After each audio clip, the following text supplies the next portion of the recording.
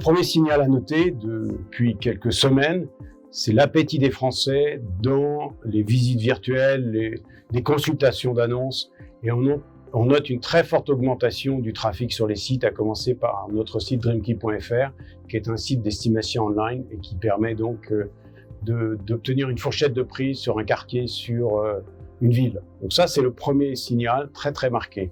Le deuxième, et qui est lié bien évidemment à la sortie de confinement, c'est l'attractivité pour les maisons. Nous avons 65% d'augmentation des vues sur les produits, sur les mandats que nous détenons dans nos marques Capifrance et Optihome, sur des biens qui sont des maisons avec jardin.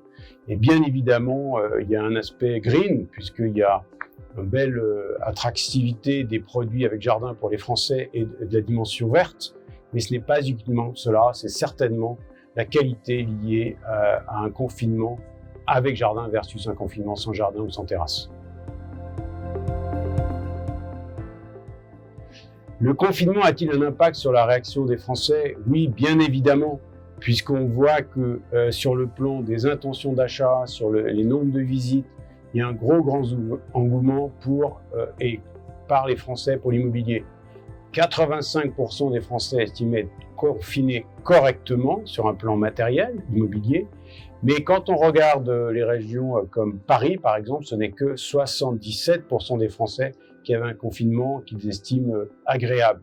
Et à l'inverse, 64% des personnes qui habitent l'agglomération parisienne souhaitent déménager. Et ça, c'est 16 points de plus qu'avant la crise. Donc ça, c'est un premier élément.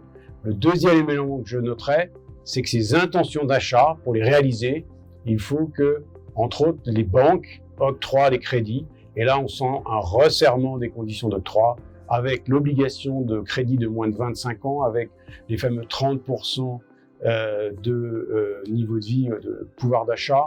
Et là, il y a un premier blocage. Et le dernier pourrait être le taux, mais il s'avère que pour l'instant, même s'il y a une légère reprise des taux, elle ne permet pas et elle n'a pas d'impact à ce jour sur la capacité d'investir des Français.